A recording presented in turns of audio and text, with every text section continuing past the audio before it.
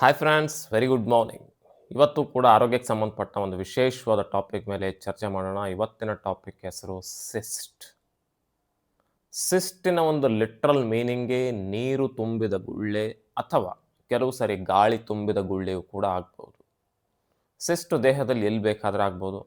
ವಿಶೇಷವಾಗಿ ಇದು ಆಗುವಂಥ ಸ್ಥಳ ಮಹಿಳೆಯರಲ್ಲಿ ಓವರಿ, ಸೆಕೆಂಡ್ ಎಲ್ಲರಲ್ಲೂ ಕಿಡ್ನಿ, ಕೆಲವು ಸಾರಿ ಯುಟರಸ್ಸಲ್ಲಿ ಕೂಡ ಆಗುತ್ತೆ, ಕೆಲವು ಸಾರಿ ಲಿವರಲ್ಲಿ ಕೂಡ ಆಗುತ್ತೆ ಮಿತ್ರರೆ. ಸೊ ಅನ್ಯ ಅಂಗಾಂಗಗಳಲ್ಲಿ ಇದು ಆಗೋದು ನೋಡಿರೋದು ನಾವು ಕಡಿಮೆ. ಬಟ್ ನಾನು ಹೇಳಿರುವಂತಹ ಅಂಗಗಳಲ್ಲಿ ಆಗ್ಬೋದು ಭಾರಿ ಭಾರಿ ಕಾಮನ್ನು, ವಿಶೇಷವಾಗಿ ಓವರಿಯಲ್ಲಿ, ಕಿಡ್ನಿಯಲ್ಲಿ ವೆರಿ ವೆರಿ ಕಾಮನ್ ಮಿತ್ರರೆ. ಆಗಲಿಕ್ಕೆ ಕಾರಣಗಳ ಬಗ್ಗೆ ಮೊದಲು ತಿಳ್ಕೊಳ್ಳೋಣ. ಸಿಸ್ಟ್ ಆ ನೀರು ಆ ಗುಳ್ಳೆ ಅಲ್ಲಿ ಯಾಕೆ ಬಂತು ಅನ್ನೋದಕ್ಕೆ ಮುಖ್ಯವಾದ ಕಾರಣ ಅವರೋಧ.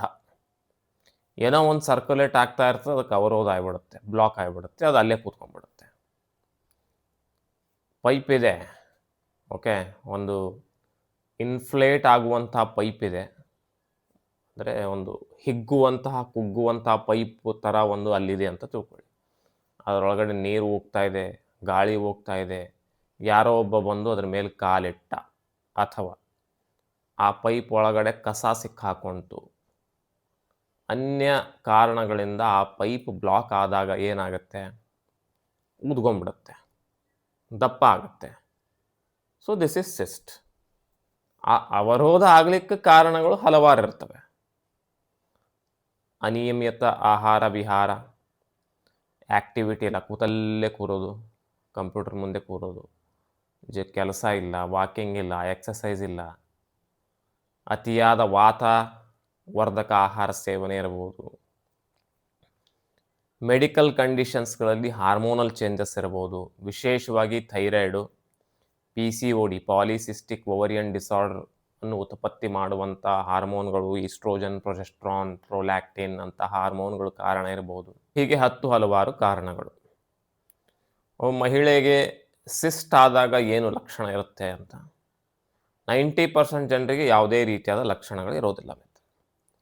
ಎಲ್ಲಿವರೆಗೂ ಅದು 10 mm, 8 mm ಇಷ್ಟು ಚಿಕ್ಕ ಸಿಸ್ಟ್ ಇದೆ, ಅಲ್ಲಿವರೆಗೂ ಸಿಂಗಲ್ ಸಿಸ್ಟ್ ಇದೆ, ಒಂದು 8 mm, 10 mm, 12 mm ಇದ್ದರೂ ಕೂಡ ವ್ಯಕ್ತಿಗೆ, ಮಹಿಳೆಗೆ ಯಾವುದೇ ರೀತಿಯಾದ ಲಕ್ಷಣ ಇರೋದಿಲ್ಲ. ಅನ್ಯ ಕಾರಣಕ್ಕೆ ವೈದ್ಯರ ಹತ್ರ ಹೋದಾಗ, ಸರ್ ಮುಟ್ಟು ಸರಿ ಆಗ್ತಾ ಇಲ್ಲ, ಅಥವಾ ಹೊಟ್ಟೆ ನೋವು ಬರ್ತಾ ಇದೆ, ಅಥವಾ ಇನ್ನೇನೋ ಒಂದು ಅಬ್ಡಾಮಿನಲ್ ರೀಸನಲ್ಲಿ ಡಿಸ್ಕಂಫರ್ಟ್ ಇದೆ, ನನಗೇನೋ ಆಗಿದೆ ಅಂತ ಒಂದು ಸಂಶಯಗೊಂಡು ವೈದ್ಯರ ಹತ್ರ ಹೋದಾಗ, ವೈದ್ಯರದು ಏನಿದೆ ಅಂತ ನೋಡಲಿಕ್ಕಾಗಿ ಸ್ಕ್ಯಾನಿಂಗ್ ಬರೆದು ಕೊಟ್ಟಾಗ ಅಲ್ಲಿ ಪತ್ತೆ ಹಚ್ಚುವಂತಹ ಚಾನ್ಸಸ್ ಇರುತ್ತೆ, ಓ ನಿಮಗೆ ಸಿಸ್ಟ್ ಇದೆ ಅಂದರು. ಒಂದೇ ಸಿಸ್ಟ್ ಇದೆ, 2 ಸಿಸ್ಟ್ ಇದೆ, 8 mm, 5 mm, 4 mm ಇದೆ ಅಂದರೆ they are not harmful, no any symptoms, ಅದಕ್ಕೇನು ಚಿಕಿತ್ಸೆ ಬೇಕಿರೋದಿಲ್ಲ ಮಿತ್ರ. ದೊಡ್ಡ ಸಿಸ್ಟು 20 mm ಇದೆ, 25 mm ಇದೆ, 30 mm ಇದೆ, 40 mm ಇದೆ, ಅಂದರೆ 2.5 ಸೆಂಟಿಮೀಟ್ರು, 3 ಸೆಂಟಿಮೀಟ್ರು, 4 ಸೆಂಟಿಮೀಟ್ರು, 5 ಸೆಂಟಿಮೀಟ್ರ್ ಅಂತ ಬಂದಾಗ ಅದು ಓವರಿ ಅಥವಾ ಕಿಡ್ನಿಯ ಫಂಕ್ಷನ್ಸ್ಗಳಲ್ಲಿ ಇಂಟರ್ಫಿಯರ್ ಆಗಿಬಿಟ್ಟು ಅದರ ಜಾಗವನ್ನು ಕಬ್ಜಾ ಮಾಡ್ಕೊಂಡ್ಬಿಟ್ಟು ಅದರ ಕೆಲಸ ಕಾರ್ಯಗಳಲ್ಲಿ ಅಡೆತಡೆ ತರುವಂತಹ ಚಾನ್ಸಸ್ ಇರುತ್ತೆ. ಅಂತಹ ಸಿಸ್ಟ್ಗಳಿಗೆ ಚಿಕಿತ್ಸೆ ಬೇಕಾಗುತ್ತೆ. ಕೆಲವು ಸರಿ high number of cyst in kidney ಬಂದಾಗ ಸೆರಮ್ ಕ್ರಿಯಾಟಿನಿನ್ ಲೆವೆಲ್ಲು ಏರುಪೇರಾಗೋ ಚಾನ್ಸಸ್ ಇರುತ್ತೆ. Heavy number of cyst in ovaries ಬಂದಾಗ ಮುಟ್ಟು ಬ್ಲಾಕ್ ಆಗುವಂಥ ಚಾನ್ಸಸ್ ಇರುತ್ತೆ. ಸಿಸ್ಟ್ಗಳು ಒಂದೇ ಓವರಿಯಲ್ಲಿತ್ತು ಅಂದರೆ 2 ತಿಂಗಳಿಗೊಮ್ಮೆ ಮುಟ್ಟಾಕ್ತಾರೆ. ಯಾಕಂದರೆ 1 ತಿಂಗಳು ರೈಟ್ ಓವರಿಯಿಂದ ಬರುತ್ತೆ, 1 ತಿಂಗಳು ಲೆಫ್ಟ್ ಓವರಿಯಿಂದ ಮುಟ್ಟಾಕ್ತಾ ಇರ್ತಾರೆ. ಒಂದೇ ಕಡೆ ಆಯಿತು ಅಂದರೆ ಜಾನ್ವರಿಯಲ್ಲಿ ಮುಟ್ಟಾದರೆ ಫೆಬ್ರವರಿ ಮಿಸ್ ಆಗುತ್ತೆ, ಮಾರ್ಚಲ್ಲಿ ಮುಟ್ಟಾಕ್ತಾರೆ, ಮತ್ತು ತದನಂತರ ಏಪ್ರಿಲ್ ಮಿಸ್ ಆಗುತ್ತೆ, ಮೇ ಅಲ್ಲಿ ಮುಟ್ಟಾಕ್ತಾರೆ. ಈ ಥರ ಒಂದೇ ಓವರಿಯಲ್ಲಿ ಸಿಸ್ಟು ವಿಪರೀತವಾಗಿ ಅಥವಾ ಸಿಟ್ಸ್ ಇದೆ ಅಂತ ಅರ್ಥ. 2 ಓವರೀಸಲ್ಲಿತ್ತು ಅಂದರೆ ಸಂಪೂರ್ಣವಾಗಿ ಮುಟ್ಟು ನಿಂತು ಹೋಗುತ್ತೆ, 1 ತಿಂಗಳು ಕೂಡ ಆಗೋದಿಲ್ಲ. Okay, so these are the differences. ಚಿಕಿತ್ಸೆ ಯಾವಾಗ ಫಂಕ್ಷನ್ಸಲ್ಲಿ ಅಡೆತಡೆ ಬರ್ತಾ ಇದೆ, ಮುಟ್ಟು ಏರುಪೇರು ಆಗ್ತಾ ಇದೆ, ಕಿಡ್ನಿ ಹಾರ್ಮೋನ್ಸಲ್ಲಿ ಇಂಬ್ಯಾಲೆನ್ಸ್ ತೋರಿಸ್ತಾ ಇದೆ, ಮತ್ತು ಸಿಸ್ಟು ಹೆವಿ ಗ್ರೋತ್ ಆಗಿದೆ 2.5 ಸೆಂಟಿಮೀಟರ್ ಆ್ಯಂಡ್ ಅಬವ್ ಆಗಿತ್ತು ಅಂದರೆ ಖಂಡಿತವಾಗಿ ಚಿಕಿತ್ಸೆ ಬೇಕಾಗುತ್ತೆ.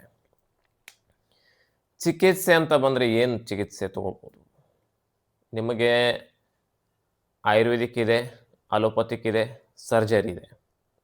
ಸರ್ಜರಿ ಯಾವಾಗಲೂ ಕೂಡ 5 ಸೆಂಟಿಮೀಟರ್ ಮೇಲೆ 6 ಸೆಂಟಿಮೀಟರ್ 7 ಸೆಂಟಿಮೀಟರ್ 10 ಸೆಂಟಿಮೀಟರ್ವರೆಗೂ 5ಕ್ಕಿಂತ ಅಬವ್ ಸೆಂಟಿಮೀಟರ್ ಇದ್ದು ಜೊತೆಗೆ ಹೆವಿ ಫಂಕ್ಷನಲ್ ಡಿಸ್ಟರ್ಬೆನ್ಸಸ್ ಆಗಿದೆ, ಕಿಡ್ನಿ ಸಂಪೂರ್ಣವಾಗಿ ಕೆಲಸ ಮಾಡೋದರಲ್ಲಿ ಏರುಪೇರಾಗಿದೆ ಮತ್ತು ಓವರಿಯಲ್ಲಿ ಹೈ ಗ್ರೋತ್ ಆಗಿಬಿಟ್ಟು ಹೆವಿ ಬ್ಲೀಡಿಂಗ್ ಆಗ್ತಾ ಇದೆ ಅಂತ ಅಂದಾಗ ಸರ್ಜರಿ ಆಪ್ಟ್ ಮಾಡಿಕೊಳ್ಳೇಬೇಕಾಗತ್ತೆ. ಅಲೋಪತಿ ಚಿಕಿತ್ಸೆಯಲ್ಲಿ ವಿಶೇಷವಾಗಿ ಓನ್ಲಿ ಪೇನ್ ಕಿಲ್ಲರು, ಪೇನಿಗೆ ಸಂಬಂಧಪಟ್ಟ ಪೇನ್ ಕಿಲ್ಲರ್ ಮಾತ್ರ ಅವೈಲೇಬಲ್ ಇದೆ. ಅದು ಬಿಟ್ಟರೆ ಏನಾದರೂ ಇನ್ಫೆಕ್ಷನ್ ಥರ ಅಲ್ಲಿ ಜ್ವರ ಗಿರ ಇತ್ತು ಅಂದರೆ ಆ್ಯಂಟಿಬಯೋಟಿಕ್ಸ್ ಹಾಕ್ತಾರೆ. ಅದು ಬಿಟ್ಟರೆ ಅದರ ಜೊತೆಗೆ ಕೆಲವೊಂದು ಹಾರ್ಮೋನ್ಸನ್ನು ಬ್ಯಾಲೆನ್ಸ್ ಮಾಡಲಿಕ್ಕಾಗಿ ಹಾಕುವಂಥ ಹಾರ್ಮೋನಲ್ ಟ್ಯಾಬ್ಲೆಟ್ಗಳು. ಆಯುರ್ವೇದಿಕ್ಕಲ್ಲಿ 2.5 ಸೆಂಟಿಮೀಟರ್ವರೆಗೂ ಅಥವಾ 25 ವರೆಗೂ ಯಾವುದಾದ್ರೂ ಸಿಸ್ಟ್ ಇತ್ತಂದರೆ, ವಿಶೇಷವಾಗಿ ಓವರಿ ಸಿಸ್ಟ್ ಇತ್ತು ಅಂದರೆ ಖಂಡಿತವಾಗೂ ಮಾತ್ರೆ ಮೇಲೇ 2 ರಿಂದ 3 ತಿಂಗಳ ಒಳಗಡೆ ಕ್ಲಿಯರ್ ಆಗುವಂಥ ಕೇಸಸ್ ನಾವು ನೋಡಿದ್ದೀವಿ ಮಿತ್ರರೆ. ಸೊ ನಿಮಗೆ 2.5 ಸೆಂಟಿಮೀಟರ್ ತನಕ ಇದೆ, ಬಟ್ ನಿಮ್ಗೆ ಯಾವುದೂ ರೀತಿಯ ಲಕ್ಷಣಗಳಿಲ್ಲ, ಹೆವಿ ಬ್ಲೀಡಿಂಗ್ ಇಲ್ಲ, ತಡ್ಕೊಳ್ತಾ ಇದ್ದೀರಾ, ಆರಾಮಾಗಿದ್ದೀರಾ ಅಂದರೆ ಖಂಡಿತವಾಗೂ 2 to 3 ಮಂತ್ಸು ಆಯುರ್ವೇದಿಕ್ ಚಿಕಿತ್ಸೆ ತಗೊಳ್ಳಿ. ಅದು ಬಿಟ್ಟರೆ ಸೈಜ್ ಹೆವಿ ಗ್ರೋತ್ ಆಗಿದೆ, ಕಾಂಪ್ಲಿಕೇಶನ್ಸ್ ತುಂಬ ಇದೆ ಅಂದಾಗ ಸರ್ಜರಿಯನ್ನು ಆಪ್ಟ್ ಮಾಡ್ಕೊಳ್ಳಿ. ಸೊ ನೀವು ಒಂದು ಸಾರಿ ಅಲೋಪತಿನೂ ಟ್ರೈ ಮಾಡಬೇಕು ಅಂತ ಇಚ್ಛೆ ಇದ್ದರೆ ಖಂಡಿತವಾಗೂ ಅಲೋಪತಿನೂ ಟ್ರೈ ಮಾಡಬಹುದು. ಬಟ್ ಇದು ಯಾವುದೇ ಸಮಸ್ಯೆ, ಈ ಸಮಸ್ಯೆ ಏನಿದೆ ವಿಶೇಷವಾಗಿ ನಿಮ್ಮ 4-5 ದಿನದಲ್ಲಿ ಹೋಗುವಂಥ ತೊಂದರೆ ಅಲ್ಲ ಇದು. ಓಕೆ, ಮಿನಿಮಮ್ 2 to 3 ಮಂತ್ಸ್ ಬೇಕು. ಅದರ ಜೊತೆಗೆ ರೀಸೆಂಟ್ಲಿ ನಾನೊಂದು ಉದಾಹರಣೆ ನೀಡ್ತೀನಿ ಮಿತ್ರೆ. 2 ತಿಂಗಳ ಹಿಂದೆ ನಮ್ಮ ಹತ್ರ ಒಂದು ಮಹಿಳೆ ಬಂದಿದ್ಲು. ಹೊಟ್ಟೆ ನೋವು ಅಷ್ಟೇ ಸಿಂಪ್ಟಮ್ ಇತ್ತು. ಸ್ಕ್ಯಾನಿಂಗ್ ಕಳಿಸಿದಾಗ 28 mm ಸಿಂಗಲ್ ಸಿಸ್ಟು ಒಂದೇ ಸೈಡು ಒಂದು ಓವರಿಯಲ್ಲಿ ಇತ್ತು. ಮತ್ತು ಅದೇ ಸೈಡೇ ಅವರಿಗೆ ನೋವು ಬರ್ತಾಯಿತ್ತು. ಸೊ ಬೇರೆ ಏನೂ ಕಾರಣ ಇರಲಿಲ್ಲ ಅಲ್ಲಿ. ಸೊ ಆ ಸಿಸ್ಟಿಂದನೇ ನೋವು ಬರ್ತಾ ಇದೆ ಅನ್ನೋದು ಊಹೆ ನಮ್ಮದಾಗಿತ್ತು. ಸೊ ಟ್ರೀಟ್ಮೆಂಟ್ ಸ್ಟಾರ್ಟ್ ಮಾಡಿದ್ವಿ. ಇಷ್ಟು ದೊಡ್ಡ ಸಿಸ್ಟು, ಒಂದೇ ಸಿಸ್ಟು, ನಮಗೂ ಒಂದು ಸ್ವಲ್ಪ ನಂಬಿಕೆ ಕಮ್ಮಿನೇ ಇತ್ತು. ಯಾಕಂದರೆ ಯೂಶ್ವಲಿ 2.8 ಸೆಂಟಿಮೀಟರ್ ಸಿಸ್ಟು ಆಯುರ್ವೇದಿಕ್ ಮೆಡಿಸಿನ್ಸಿಂತ ಭಾಳ ರೇರ್ ಆಗಿ ಕಮ್ಮಿ ಆಗುತ್ತೆ. 1.5 ಸೆಂಟಿಮೀಟರ್ದು 1 ಸೆಂಟಿಮೀಟರ್ ಭಾಳ ಈಸಿ ಹೋಗ್ತವೆ.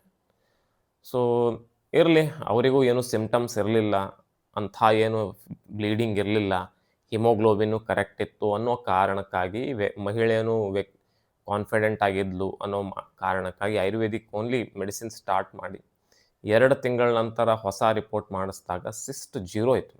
ಏನೂ ಇರಲೇ ಇಲ್ಲ, ಕಂಪ್ಲೀಟ್ಲಿ ಗಾಯಬಾಗ್ಬಿಟ್ಟಿತ್ತು. So how this is was the magic of ayurvedic medicines. ವಿಶೇಷವಾಗಿ ಲೋದ್ರಾ, ಅಶೋಕ, ಇನ್ನೂ ಸಾಕಷ್ಟು ತ್ರಿಫಲ ಇರಬಹುದು.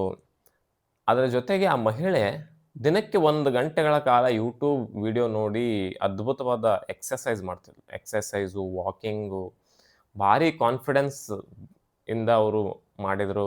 ಅದರ ಜೊತೆಗೆ ಆ ಮಹಿಳೆ ರಿಪೋರ್ಟಲ್ಲಿ ಸ್ವಲ್ಪ ಫ್ಯಾಟಿ ಲಿವರ್ ಕೂಡ ಇತ್ತು. ಅಂದರೆ ಅರ್ಥ ಅವಳು ಇನ್ಯಾಕ್ಟಿವ್ ಆಗಿದ್ಲು ಅಂತಲೇ ಅರ್ಥ. ಓಕೆ, ಸೊ ಆ ಕಾರಣಕ್ಕೆ ಎಕ್ಸಸೈಸು, ವಾಕಿಂಗು ಬಿಡದೇನೆ 1-1.5 ಗಂಟೆಗಳ ಕಾಲ strict diet with Ayurvedic medicine ಮಾಡಿದ ನಂತರ ಕಂಪ್ಲೀಟ್ 0 ಆಗಿದೆ ಸಿಸ್ಟು.